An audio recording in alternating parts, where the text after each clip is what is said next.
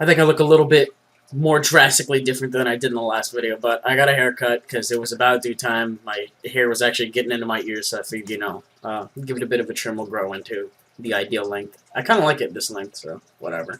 The thing is, I finally shaved this thing off because I was shaving this morning and I sneezed and I cut part of it, and it ended up looking really ugly, so I just took the whole thing off. It'll grow back eventually. But that's not what you're here for. You're here to hear about the match I had with Arceusking1000. If you were at my live stream on Friday, this is the guy that would not shut up about getting a match with me. So I ended up banning him about 4 times, or by banning I mean just timing out for like 10 minutes. And then after he calmed down, I was like, fine, since you've calmed down, I'll give you a match. So he asked for 4th gen. He evidently normally doesn't play by tier, but he liked bragging about the fact that he brought 2 UUs to the match, even though he said 1, he has a Feraligatr and a Primate, whatever. I felt the need to rub that in his face for some reason. But whatever, we'll play back right now. Okay, so, as you can see, fairly unconventional team on his behalf. Nothing wrong with it, just, you know, it's not really anything like a standard team that I've ever seen before, you know, barring Gyaravar. But I'm going to leave with Scarfarachi, go for the Iron Head, because I know he's more than likely expecting the U-turn anyway. I get the flinch, which is sweet. I know since it's lead Gengar, it might have a sash on it, so I went for the Iron Head to try to break the sash. And I know it would do more damage anyway, so... he switches out to Scizor. I can't do anything on Iron Head, so I'm going to go out to Zapdos and take any of the hits that he wants to deal. I mean, if he goes for Swords Dance, you know, that's great, because he's still not going to do that much damage. Normally, I go for the Agility when I do expect the switch, but I went for the Heat Wave thinking that he might see my videos, you know, keep tabs, and for some reason on that gut instinct, I felt like Agility wasn't the right move to do. And it didn't really turn out to be the right move on either case. I should have just gone for the T-Bolt because I had no idea what else he had. But you're going to see after this next turn that since I do have my Agility setup, I'm planning on going for my Stab move, so I don't really see anything wrong with that at this point.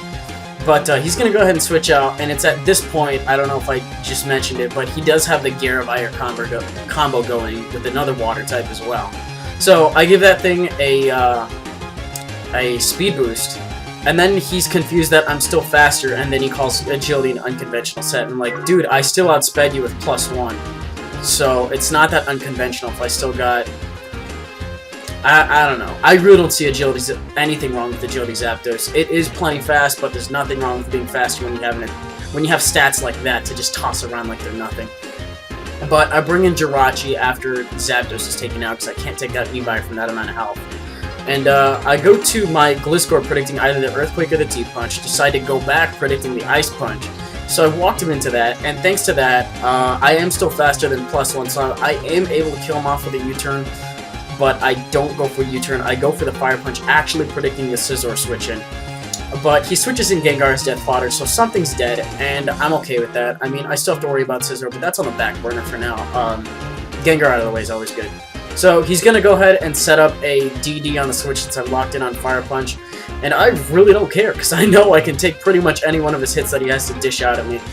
But he switches out, which I find kind of unusual. I guess he thought I was going to go for the HP Electric. I know he knows that I have that, because he was watching my matches earlier that night. So I just go for the Draco Meteor, knowing that I can hit just about anything else that switches in, even if it's Scizor. And now that Electivire is gone, I'm going to feel free to go for HP Electric on the Feraligatr if and when it comes in. He sends in a Primate. As long as it's not banded, I know I should be able to take it close combat. Not that well, but Kingdra does have... I'm not going to say a natural bulk, but it's not exactly fragile. I don't take it that well, but it's well enough to get my Rain up, and well enough, you know, to hit him back with the Surf. And since it's got the lowered close combat defenses, that will definitely be, you know, overkill on that, and I'm totally okay with that. Got my Rain going so far. I'm not really seeing an immediate need for Fire-type moves, and then I forget about Scizor. I know he's probably going to try to go for the Bullet Punch, but he actually predicts my switch, goes for the Bug Bite, so a bit of a good play on his part. Does about half. I know I'm not going to be able to do good damage with Fire Punch, and it won't one-hit KO. I forget if I go for it anyways. He switches out, goes to Gyara.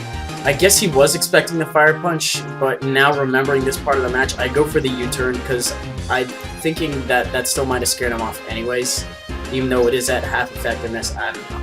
Anyways, I go out to Kingdra so I can get the switch initiative.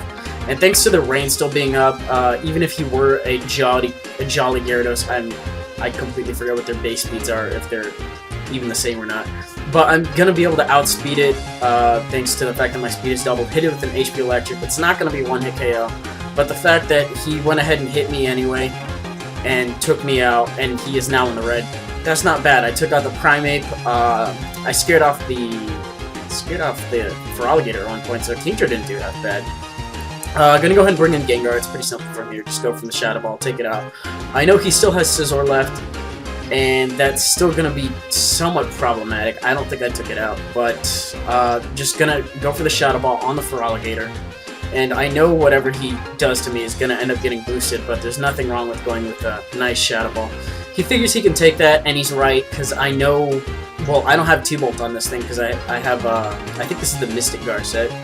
But he's going to go ahead and DD, and I think either the rain is still going, or it just stopped, but he's going to be at a +1 or +2 waterfall. Definitely going to take me out. Gengar's pooped the fit anyway, so it's whatever. Going to bring in Rachi here, because I know I'm faster anyways.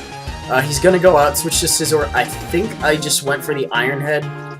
And honestly, I really don't care what happens here. I'm honestly trying to remember what happens. I think I end up... Yeah, I go out to Gliscor, because I know I'll be able to take the Bullet Punch well, but he actually... I don't know, he tries to predict that, goes for a Bug Bite. I guess I forgot I had Gliscor left, because that's not going to be very effective. And I'm thinking I want to start setting up here. I know he's a bit more of a bulkier Scizor, but I do have Roost.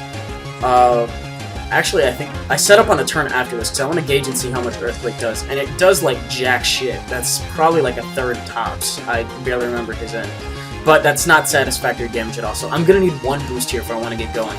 So that's what I do. I go for the Swords Dance. I know I can take a Bullet Punch if he goes for it. And I should be able to take a +2 one. Not that well, but I do have Roost. And I should be able to at least get one good hit off from Earthquake. So he proceeds to go for the Bullet Punch. Nothing too scary about that. I know I still have Jirachi and I believe Infernape left. So I'm going to go for an EQ. Not going to take him out because I don't have all the way invested in attack. I wish I did because it does leave him in the red, but whatever, what can you do? Go for another Bullet Punch, take me out, at least I get the safe switch, and I can take the opportunity to check this IM really quick. Oh, okay. Got some friends coming to an arcade, might as well join them later. But anyways, I know I can take a +2 Bullet Punch because I'm an Infernape and I'm at full health. And I'm just going to go for the close combat because if I went for the Flare Blitz, then that would have been excessive on the recall part. He still has Feraligatr left. I've seen that it's a Dragon Dance set, not a Swords Dance set. And because of that, I know more than likely it's not going to have Aqua Jet, so I'm just going to go for the close combat for the win. So that was a fun game. I got a lot of stream games lined up. And yeah, that should do it for today. Just a friendly reminder for those of you guys in both of my tournaments. 4th Gen's results are due, I'm going to say by tonight, but if you get them in tomorrow morning, it's not going to be that big a deal because I'm going to upload the technical first round, where are my quotes, first round of the 4th Gen, since this was just prelims to get it at the same size. I guess you could call it the first round, but whatever. 5th Gen, a lot of people have been PMing me, freaking out about it with their heads cut off. 5th Gen's deadline is the 9th. You have 7 more days, so calm down for 5th Gen. You should be good to go. I gave you guys an ample amount of time. 4th Gen, you've had about, oh god, I don't know, like 2 weeks, something like that. If you don't have your match done by now, then leave a comment on any of the 4th Gen videos I've made in the past, or send me a message if you have to forfeit, or if you have some kind of issue, let me know. I will be issuing out a fair amount of buys this round. Unfortunately, I don't understand why you guys would sign up and then decide you can't make a team. I've actually had to disqualify some people as well because they don't understand the concept of a theme team. I really did not find it that hard, so I'm kind of disappointed with that.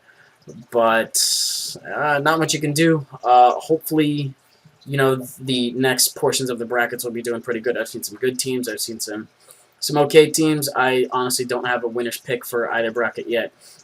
But we'll go ahead and see where the tournament takes us. And I believe that's enough of me rambling. I'm probably going to go grab some nachos and a hot dog or something. I don't know. I'll see you guys later.